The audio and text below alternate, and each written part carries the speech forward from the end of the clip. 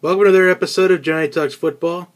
Today, there's a lot to discuss again this week as we had another fantastic week of college football. I'm telling you, college football in November is the best time of the year. As I said last week, no team's safe. Everyone's vulnerable. Nobody should feel safe. For example, we had Stanford lose to Oregon. We had Arkansas just thrash LSU. We had Baylor losing to Oklahoma by 10 points. Oklahoma did way better than I thought they were going to do. We also had Oklahoma State almost losing to Iowa State.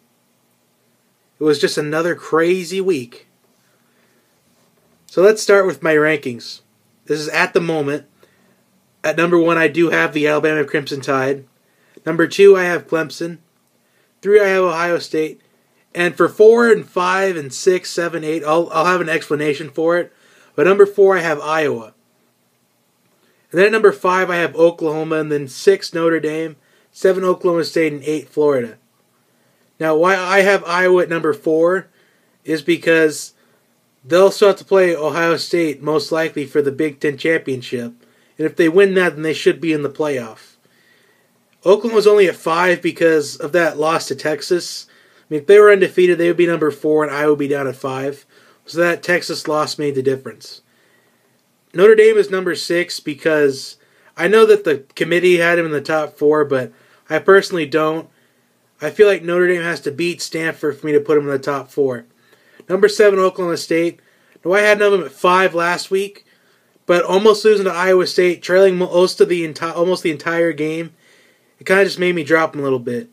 Number 8, I have Florida. Now, here's the stage is pretty much set for the SEC title game. Alabama versus Florida. If Florida can beat Alabama in that title game, they should go to the top 4. My next 4 out, number 9, Michigan State, 10, Baylor. Now, Baylor is pretty much done unless something crazy happens in the next 2 weeks between Oklahoma State, and like Ohio State could lose to Michigan, or Iowa could lose to like Nebraska.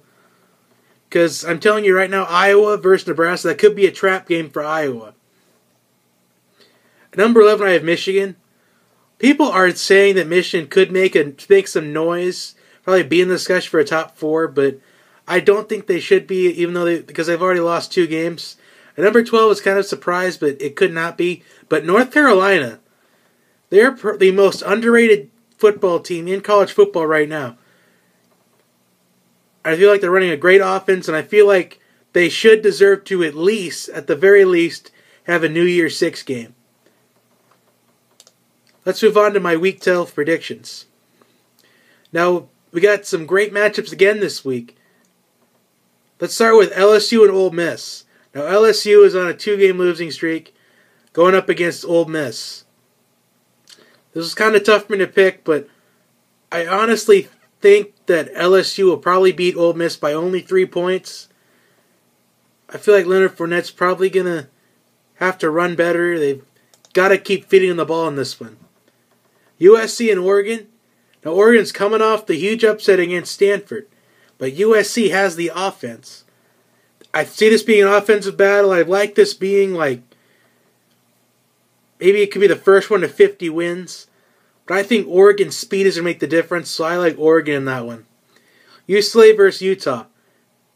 Now, Utah's coming off a heartbreaking overtime, in fact, 2 overtime loss to Arizona.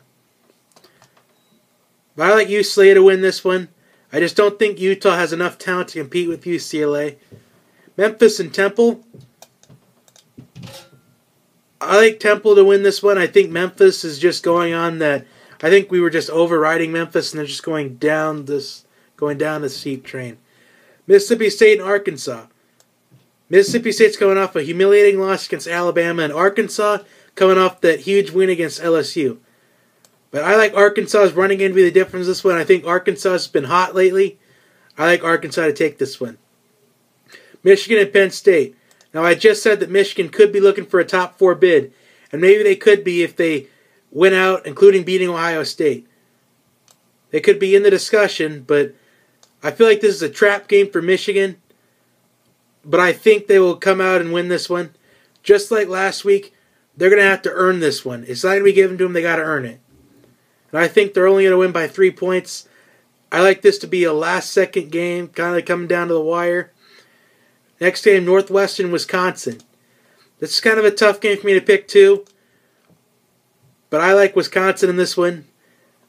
I just think the fact that it's in Camp Randall will make the difference in this one. Although I think it's going to be a tight one. Probably a low-scoring game, defensive battle. Probably a solid 20-17. On to the 3 big ones of the week. Michigan State versus Ohio State. I think Ohio State has too much talent for Michigan State. I feel like Ohio State's going to win by double digits in this one. It's in the horseshoe. A lot of talent with J.T. Barrett and Carl Jones. Whoever they decide is put in a quarterback. They got Joey Bosa on defense. Michigan State does have a good defense too, but I don't think it's going to be enough to compete with Ohio State's offense. TCU and Oklahoma. Now, Teron Boykin might not play in this one. But I like Oklahoma to win this one. I feel like they're coming off that huge win against Baylor. They're going to have to prove to the committee that they want a spot in the top 4. They're going to have to beat TCU convincingly in this one. I think they will. I like Oklahoma to win by a convincing margin. If Teron Boykin plays, I think Oklahoma will still win, but probably not by as much as it looks like if he doesn't. Finally, the game of the week, Baylor versus Oklahoma State. Baylor's coming off that 10-point loss against Oklahoma. And Oklahoma State's coming up against a Baylor team that's probably going to be very angry about that loss, especially since Oklahoma State's coming off that slight margin of victory against Iowa State. But I like Oklahoma State in this one. I just think that Oklahoma State can utilize Mason Rudolph and J.W. Walsh.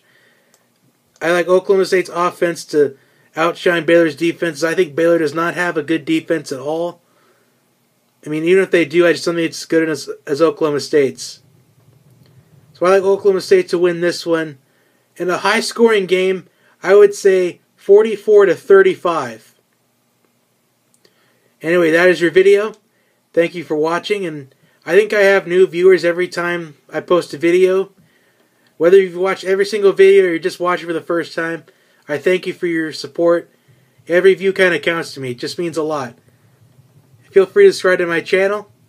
Have a good day, everybody.